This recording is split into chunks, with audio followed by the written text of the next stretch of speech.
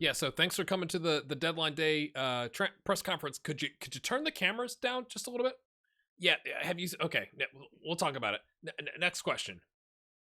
Yeah, have you seen the wage budget and the finances that we've inherited here? What do you want me to do?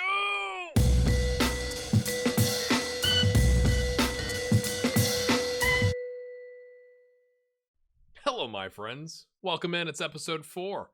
We're going to talk about the transfer window today. What we brought in, what we kicked out in a way, and then we'll review our recent results. We're undefeated. That's a thing. Yeah. If you look up there, you can tell we're under the wage budget. We still have some of our transfer budget left. I really do think we've worked as about as good as magic as you can with the situation we inherited. I really do love the new deadline day format. I didn't really show that to you because I think by this point in the FM22 cycle, you've probably seen it from somebody else, but I just love this. And I love that this is the transfer window news at the end. There were 191 deals done in the Zweite Bundesliga, according to the comments. I gotta say the Z at the end of the Zweite, and then the Dreite for the 3-Liga. So let me know if that sounded remotely correct. But I am sure you can tell here we've signed a midfielder, Argentinian, 22, on a free because we need to get things on freeze. Not things, people. If you're enjoying content like this, I just want to give one more challenge to you. We've had the last 3 episodes get almost to 100 likes. The first 2 have crushed it, including the trailer. The third one, if you enjoyed it, make sure you go back and like it, because it'd be awesome to get 3 or 4 of these episodes in a row at 100 likes. But again, I just want to remind you, my goal for FM22 is to get to 10,000 subscribers. We are well on our way to our first target of 6,500. We're at 6,068 at the time of recording. We've added 30, 40 subs in FM22, which is phenomenal. So thank you for your support. If you enjoy content like this, you can do patreon.com/grayhairgaming. Become a YouTube member. There is a new YouTube member. I'll give you a shout out at the end of the episode. Or if you want to buy FM22 and get 10% off, the link is in the description below. It's 10% off, not 19% off. You missed the 19% off. That was before the full game released. Now let's start with the outs, and my friends, Michael Langer has gone to the United States. He's gone to the San Jose Earthquakes. They are paying essentially his full wages, $9,000 a week, and if he doesn't play, $10,000 a week, and then a playing monthly fee of $4,000 a week. So essentially, that's $1,000 a week over a month, right? Which is $10,000. So whether he plays or not, we are getting his full wages paid. Now, no one wanted to buy him. It just is what it is. I feel bad because this guy has been a servant to the club, right? He was the backup for, 5 seasons? 4 seasons before we came in, I guess. But needs must, right? 10 grand a week is a lot of money to a club. That's 520 grand a year for those of you that you love to do math at home. So the fact that we got him at least off the books, even though there's no transfer fee, his contract's going to expire, and good for him. He's going to go start. He's been the backup for 4 seasons. I think it's a positive deal for all parties involved, and it freed up a lot of wage budget.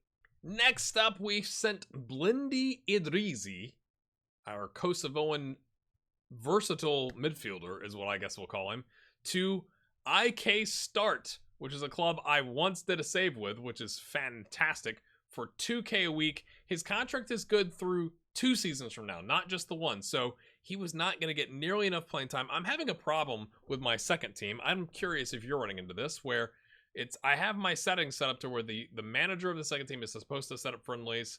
That's not happening. So I don't know if it's because, again, somebody left a comment that said the second team had been close to getting into the 5th division. So that's why they actually signed some players to get them out of the 4th division, I guess, or to keep them in the 4th division. So maybe the fact that there's supposed to be a season, but there isn't in FM because the database doesn't go that low level. I just have a bunch of players sitting around. So I've had to manually start going in and setting friendlies, which is a great user experience. Anyway, so we've sent Blendi up to IK Start to free up 2K a week and to get him regular playing time. So we'll see, have to see how that turns out. And this is an odd one. We sent Mikhail Maiden here to Vaduz. And you'll see here, he's no longer there. So let's just take a look at their schedule. He joined them like back in here somewhere, at least by the Thun game. And they played this entire time, and he didn't play a single game. Even in weeks where they had like 3 games in a week. And he was upset about it, and I was like, I don't blame you. So they were paying like $450 of his $550 wages, but like he was literally just riding on the bench. And it was supposed to be a squad player contract. So we brought him back, and then we couldn't loan him back out. Nobody else was really interested. But it's like, oh, and what was also hilarious is then after that, they came in and they're like, hey, what about that player and that player? We'll give him important player minutes. And I'm like, no, I don't believe anything that you're saying. Like, this is supposed to be a relationship. And like, I've just had to pull a guy back, and then you immediately come back for like 3 other players? Go fly a kite, bro. Now let's review the ends. Again, I've already shown you Joe Scally, so this is going to be very quick. Borussia Mönchengladbach, somebody left the comment because they said, you know, he doesn't understand German, but he's been playing at Borussia Mönchengladbach, so unfortunate comment. Although, to be fair, only for a season, but I guess he's probably fluent. Is he? He's got good German. He's not fluent. He doesn't understand our dialect. My understanding is in Germany there's different dialects. So, again, back up, right back. Hopefully gonna get some minutes, but is what it is. $3,000 a week. Solid business in my books. Joe Gelhardt did sign with us. Very, very pleased about that. Not paying a penny for him. He's already got a goal in a start and a substitution. 6.7, but I think, again, just having that depth around and not having to pay for it, and he's versatile. Again, he's definitely more of a striker, but in a pinch, can play the 10 or the left wing or the right wing. I think that's a class pickup. Yes. Thoughts about Joe? I don't know Joe from Leeds, but, I mean, hey, a Leeds prospect. There's a thing that we're going to call relationship building. So we've signed Billy Cometio from Liverpool on loan for the season, also for nothing. So it's not costing us a penny. I'm not saying he's a worldie. I'm really not hoping he plays. However, my thinking here was, if we're trying to help out our second team or our under 19s, he can go there. And then, like, if he kind of develops and they want to, like, you know, let him go, we might be an option where he's happy with us, right? He's also left-footed. I have found a plethora of left-footed center backs. Is that something that happens in Germany? Because, like, every other save I've ever had, I'm like, man, I cannot find anybody that can play with their left foot. Now it's almost I feel like I have too many. So Billy Cometio from Liverpool, get in, up the Reds. Now here's an interesting one. It's Luis Binks. Now, I tried to actually sign Luis on a loan with an optional fee, or no, it wasn't optional. It was a fee upon winning promotion to the Bundesliga of 2 million euros. So I guess I misunderstood this, because I figured if we did that, we'd have some transfer budget, but it's like, it's basing it off of if you have transfer budget right now. At least that was my interpretation, because it was like, you can't do that. You don't have the transfer funds. You're 1.8 million short. And I'm like, but if we get promoted to the Bundesliga, we'll have money coming in. Like, surely they'd let us, and all right, I'd have time to sell somebody in the meantime. I was really thinking we could pick up an English left-footed center back, not pay a single thing for him, and if it goes really well, pay a 2 million fee. We have a bunch of other fees that I showed you in like the first or second episode from loanees that we brought in, where it's just that. Upon promotion, we have an option of 1 million or 2 million or 4 million or whatever. Why couldn't I set that up? It wouldn't let me. So he's here again. Depth option. We'll see how it turns out. He's got to work on his physicals, but I like that he's fairly professional. I like that he's left-footed. He can play a ball-playing defender and a wide center back, which in our 3 at the back system, the wide center back is the leftmost one. So I think that works out nicely. Again, his crossing and dribbling are a 7 and 6. One for the future. We're building relationships. All right, my friends. You're like, did you sign anybody that you actually plan to play? And that's where I'm going to go with Oliver Kregel. Is that how you say it? 5.5 grand a week. So loaning out one of our 2 backup goalkeepers for 10 grand, even with recalling the one player for 450 a week, has enabled us to sign Oliver and one other player. 5.5 grand a week. Here's what I love about this deal. Oliver wanted a 10-month contract. He took 5.5 grand a week. Squad player. His agent wanted like a 7,000 euro fee. It wasn't like a huge deal. When you look at him, he could be a backup left back. I'm going to explain the left back situation. There was a prospect from Leicester that I literally, my jaw hit the floor, and then the player said no multiple times. The team was like, great. I was like, we'll do it for the next transfer window. We'll do it until the end of the season. We'll do anything you want. They wanted nothing for him, but he would not come. And so that kind of left us in a little bit of a bind.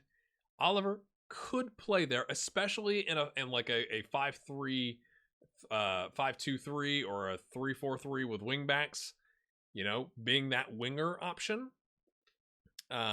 His tackling is poor, to be fair. The idea is, though, we should be bossing this league. More on that in a moment. But what I love about Oliver, fairly determined, 16 determination, 15 work rate, aggressive, corner 16, crossing 15, free kick taking 16, long shots 17. So this experienced winger can come in. He can pick. I don't need him to run all the way into the box. His finishing is only 13. He can take a long shot, or better yet, he has a giant target man to target with his crosses or his corners, or obviously free kicks. I'm really happy with this one. He's only 3-star, but I think the dynamic he brings to the team is going to be a difference maker for us. And in fact, let me show you a highlight. So this is the Paderborn game, which I told you we were going to play, but we take on first place Karlsruhe, maybe is how you say it, in the game after that. And I said, okay, let's go ahead and play this game. Playing first place is much more important. So this is in the 5th minute, really the start of the 5th minute. 4 minutes and 4 seconds on the clock. That's Oliver, our left winger, taking on the corner. Let's take a look here at what he does. Pings it in. Taroda is how we're supposed to say that, apparently. So there you have it. He comes right in, like the game after we sign him, pings in across. Love to see it. Again, he's probably going to start falling apart physically towards the tail end of the season, would be my guess, but he only wanted a 10-month deal. Fantastic. I love it. Last but not least, we have Pablo Ruiz, our Argentinian 22-year-old midfielder. Depth option / flipping for profit option is really what's happening here.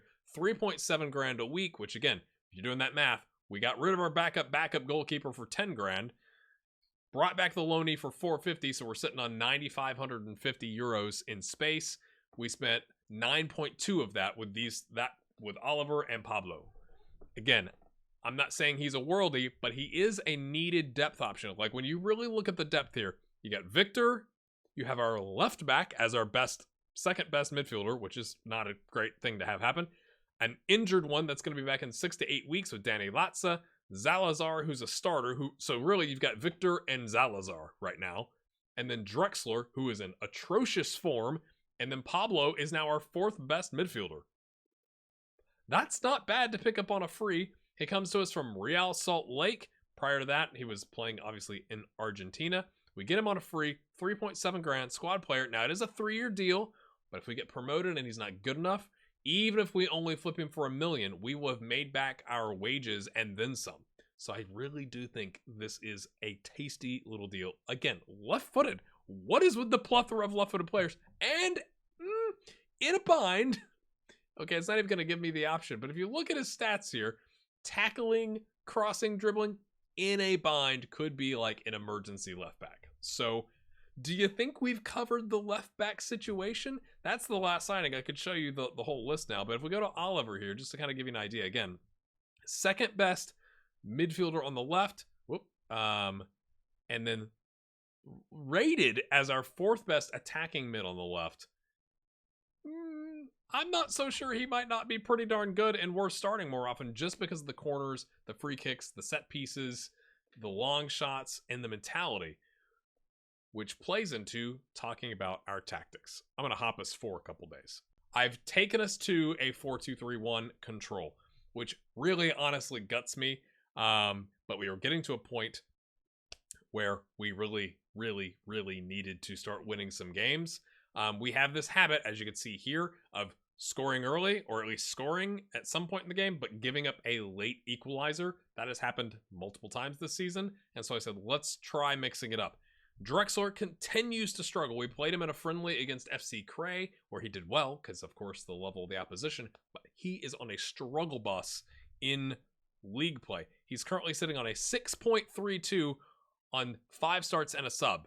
Like, he's got one more game, and then we're sitting him for like a month, which is really unfortunate because his potential and his current ability have dropped. He was like 3.5 or 4-star.